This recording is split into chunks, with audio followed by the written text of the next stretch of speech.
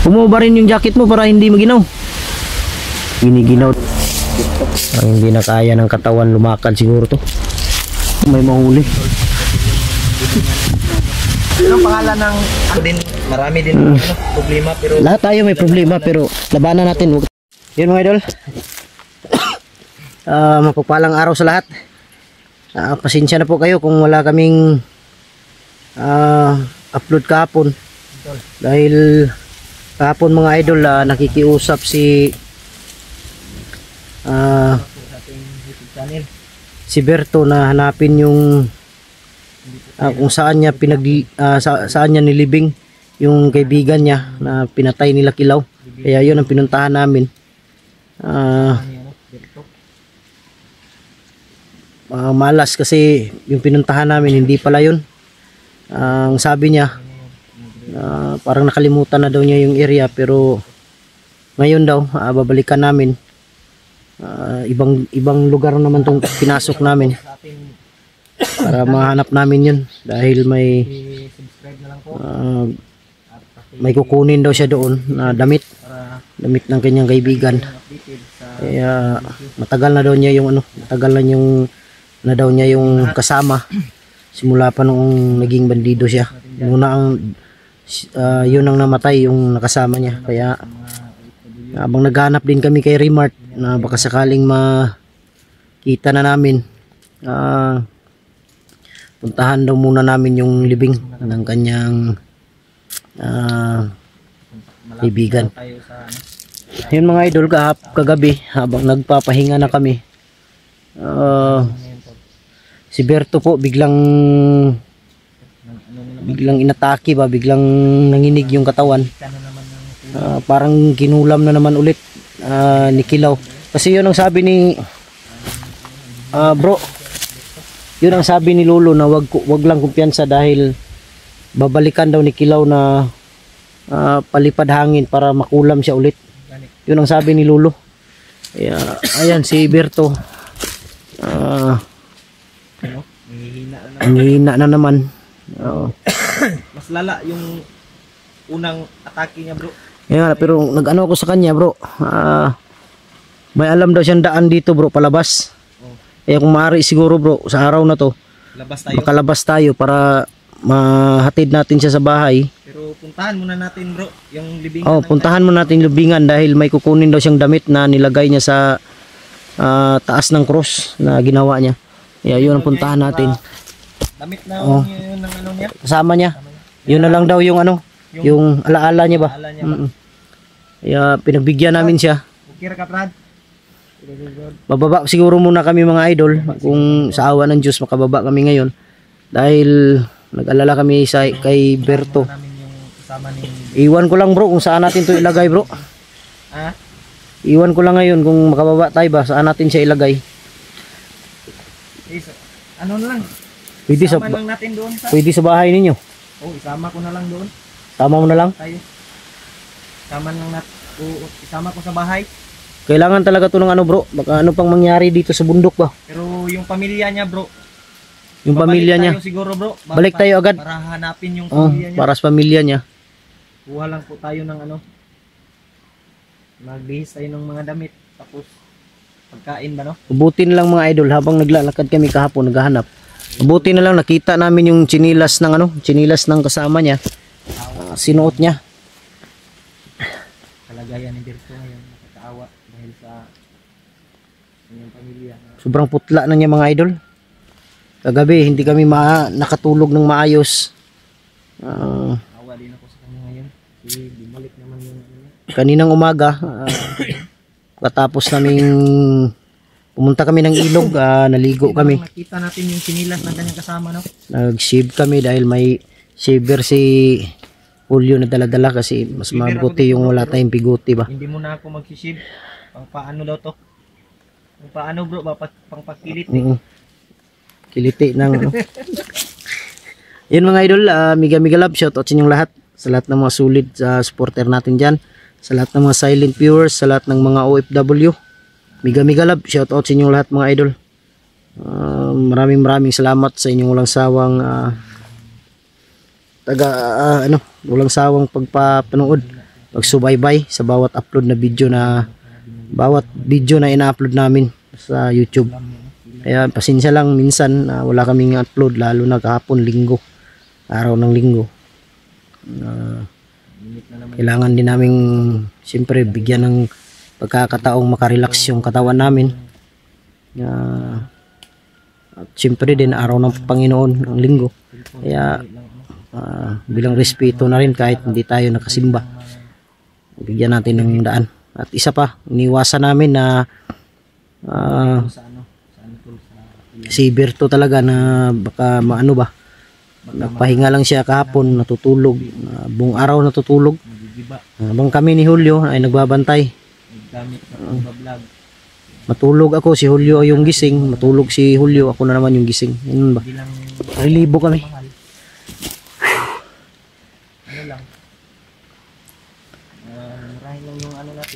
Brad, Berto, okay lang ka Brad? Ha? Sure ba?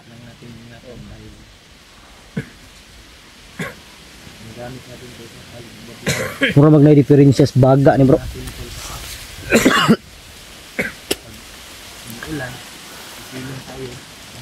Grabe yung ubo niya kahapon mga idol, sobrang ano. Yung ubo niya sobrang tigas, lalo na pag gabi, nung dumilim na, nung gabi na, sobrang lamig dito. Grabe yung ubo niya. Pag mag-video ka. Ingatan natin tol. Hindi mamahalin yung ano natin gamit. Sana makita na natin si ano bro, si Remart bro. Grabe. Para maano na tayo dito. Gani, makalabas na tayo ba? Makalabas tayo, tapos pag babalik tayo dito, mission natin dahil kawawa yung ano, kawawa yung pamilya niya. Nago ba?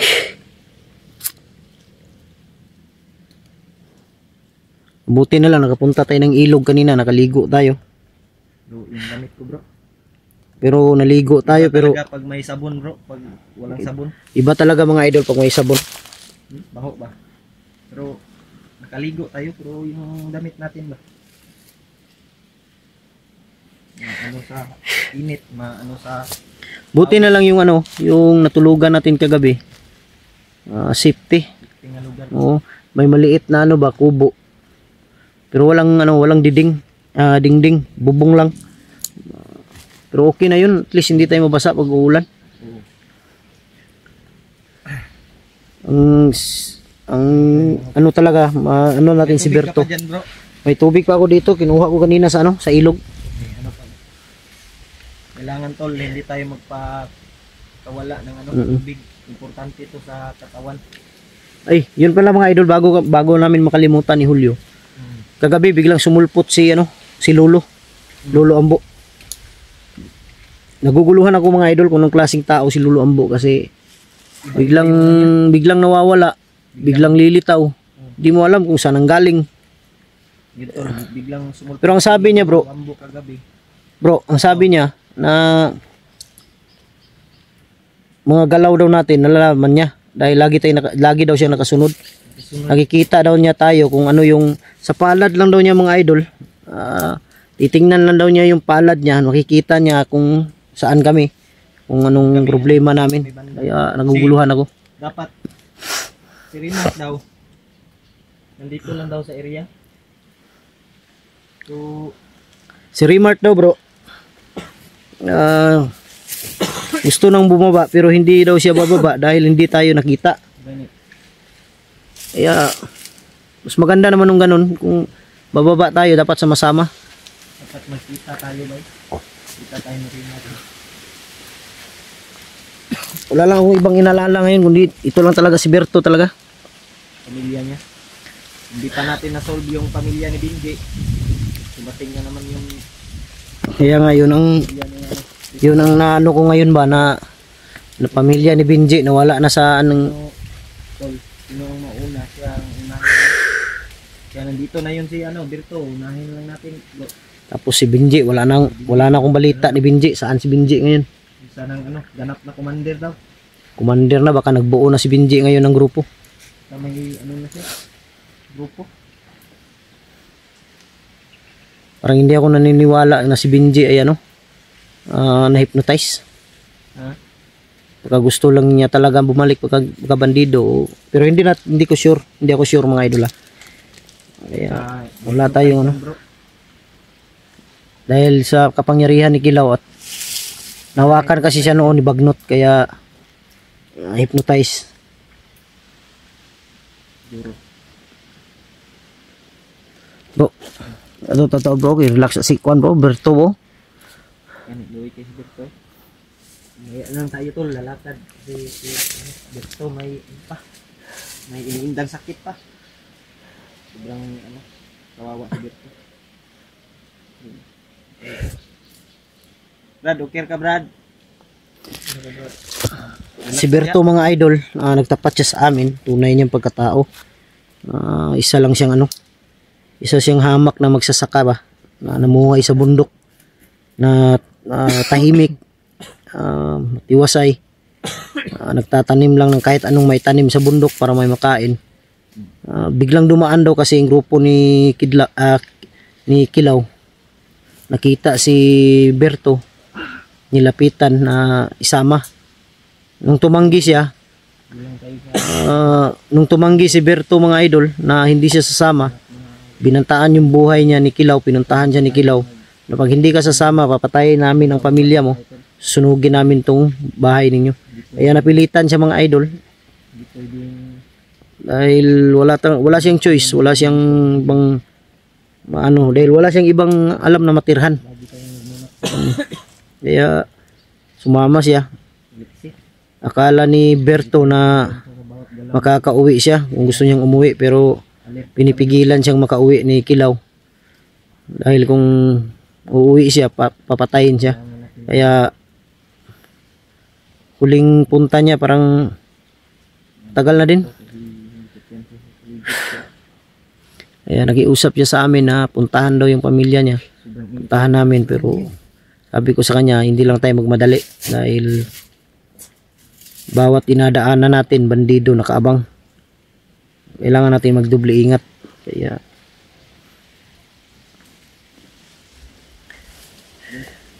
lapit na pala yung ano bro, sana makalabas na tayo bro ba? Birthday ng anak ko ba? sana makalabas tayo sa araw na to. Problema lang natin ba si Remart ba?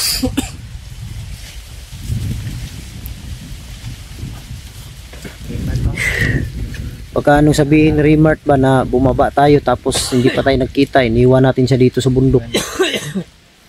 Masig nakababa na siguro si Remart bro, wa man tay. Ambot lang. Yun ang hindi natin alam. Okay lang sa akin bro kung tayo lang dalawa, hindi tayo bababa, okay lang naman sa akin. Ang problema lang ba, ito si Berto, baka anong mangyari dito sa kanya. May ilang sakit pa. Kailangan siguro itong ipagamot bro. Paggamot talaga to. Wala tayong ano bro. Kailangan sa mga agapan ng ba? Ng gamot. Sana may may mga mabubuting puso ba na makatulong may dito kay herbal naman doon sa bahay, may makatulong dito kay Berto na herbal. Dadalhin ko lang si Berto doon bro. Para sa tingin ko rin bro, si Berto may diferensya sa sa kanyang baga, ubo ng ubo. Tapos sobrang tigas ba? Dahilan siguro yan sa sa lamig ng panahon yan dito. Init, tapos tapos yung trabaho niya dati. Tapos yung inigaan lang nila dito lang sa lupa. Lang. May kubo daw siya bro, pero walang katre. Mabasa gyapon sila to Nakakaawa. Tapos sa trabaho niya dati na isang magsasaka, isang mag-uuma. Isa siya pong magsasaka. Na kung hindi kakayod, hindi makakain. Sapat na daw yung makakain sila sa isang araw. Hindi ko lang alam dito kay Kilaw kung naghanap buhay ang mga tao ng maayos. Kanyang Kanyang dinadamay sa kanyang kalukuhan ba? Kagaguhan. Ganap ng buhay, nagtatanim kahit anong itatanim para may makain. Tapos ganun pa yung gagawin niya. Si Kilaw bro, masasugpo yung Si Kilaw may araw din yan. May araw din yan ng kanyang pagtatapos. Sabi nila bro, linggo daw, mahina daw si Kilaw pag araw ng linggo. Hindi lang tayo pwedeng piyansa. Sabi ng mga Dahil habang hindi pa natin nasubukan, huwag tayong pensa. subukan natin bro, hindi tatabla ng bala bro. Oh, pero yung sinasabi ni Ilaw. siguro sabi ni Lolo yun na ano. Pero hindi lang tayo pensa kay Takabalo. Hindi natin alam. Matigas talaga si Kilaw bro. Yung nakita natin siya, binaril ko. Sobrang ano? Hindi ka. Yun mga idol, ako'y nag-ano sa inyo mga idol na sa bro, tugnaw? Tugnaw, bro. Ka, Brad. Brad, Ginaw ka. giniginaw daw siya. Ayun, nakubuhay yung jacket. Pumuba rin yung jacket mo para hindi maginaw. Giniginaw daw siya mga idol. Kagabi pa yan. Grabe, sobrang ano niya. Parang Bisaya ba yung ano bro? Yung takigan siya ba? Ginaw talaga to. Ayun, nakubuhay yung jacket. Huwag mong hubarin. Mas lalo kang giginawin yan. Yan, matulog ka muna. Bahala na, mag-upo tayo dito hanggang umaga. Importante, makapag-relax ka. Huwag ka mag-alala, mapupuntahan natin yung ano. Puntahan natin yung Tama natin ang naglalag. libing ng ano. Ano ko bro? Cellphone. May overheat siguro ba? Libing ng kaibigan mo. Makarating tayo ngayon. Malay natin, baka may mga taong makatulong sa'yo. Oo. Sa kalagayan mo. Dahil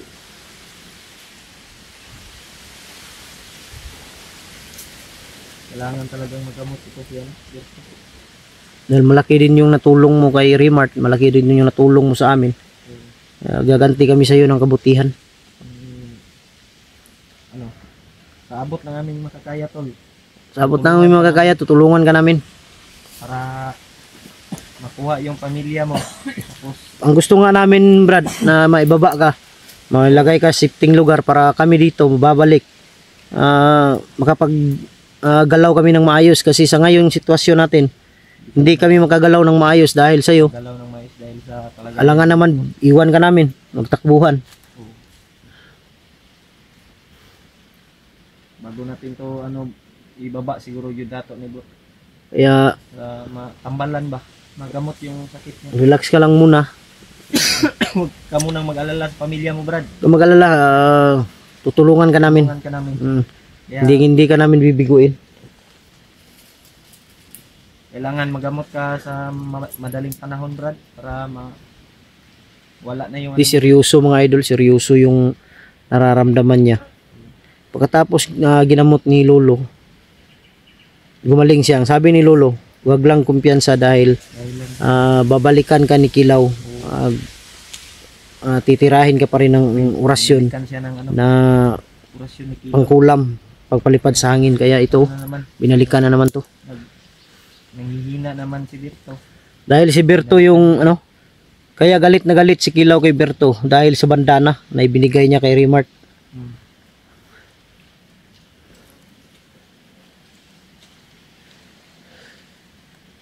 Relax muna tayo bro. Wala ba yung marag dili na ni kaya sing lawas man.